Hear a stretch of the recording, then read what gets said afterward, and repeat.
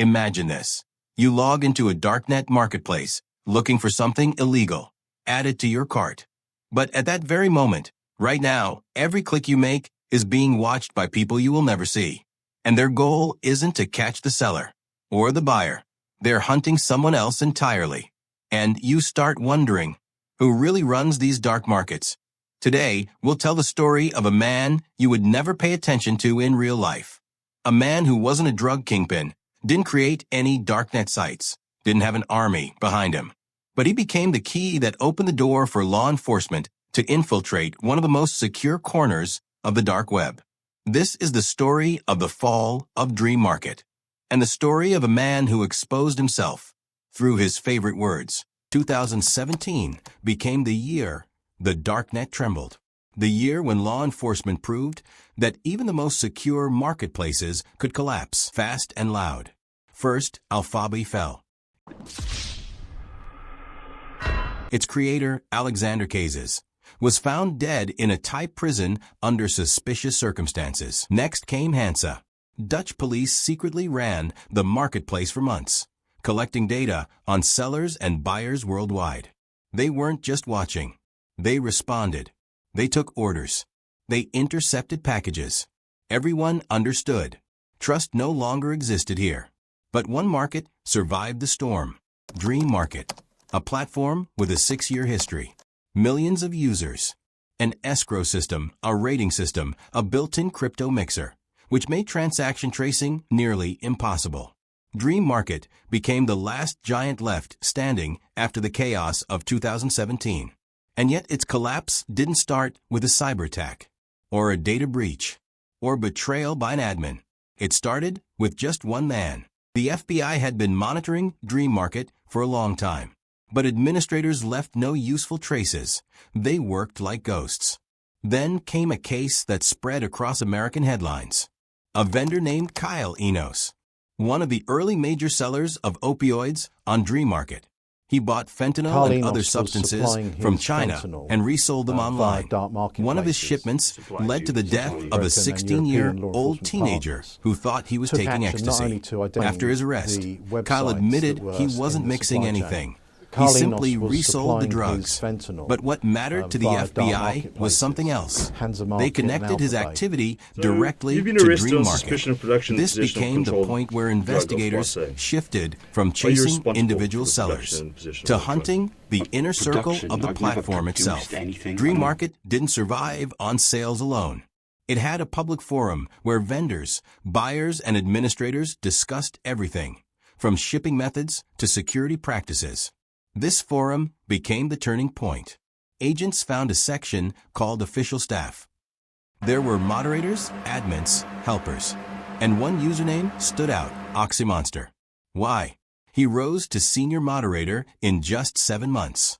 He had written over 1,000 posts. He spoke about drugs with unsettling expertise. His profile contained a suspicious external link.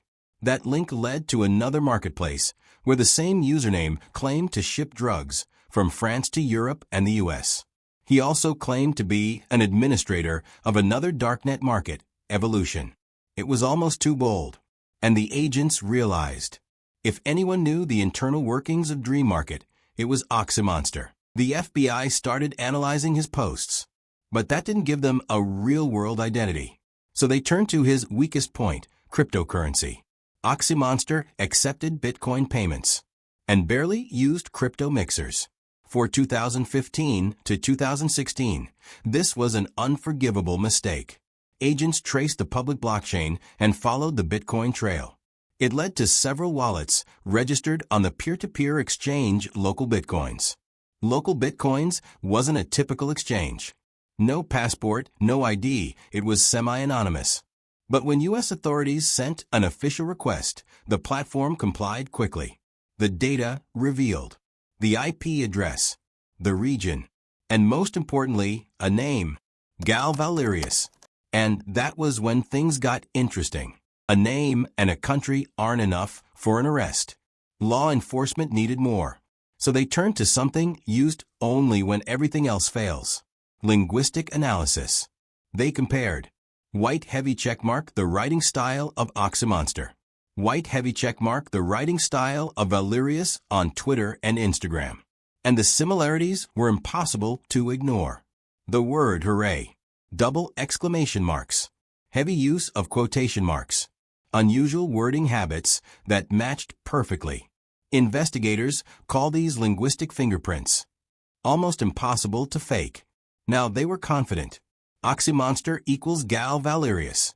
But to capture him, they needed the perfect moment. That moment came in 2017. Valerius was planning to fly to the U.S. to participate in the World Beer Championship. Yes, really. He was traveling with his wife. Once agents learned about the trip, they crafted a plan. On August 31, 2017, the plane landed in Atlanta. Valerius walked into the regular customs line. He thought he was talking to ordinary officers. But in reality, he was surrounded by the FBI. They asked him for his Samsung laptop, 2 iPhones, his iPad, all devices unlocked. He complied, thinking this was just routine. Meanwhile, in a nearby room, agents tore through his laptop. There they found Tor browser, access to Dream Market, a Bitcoin wallet with over $500,000, and the critical piece, his PGP key, matching the one used by OxyMonster.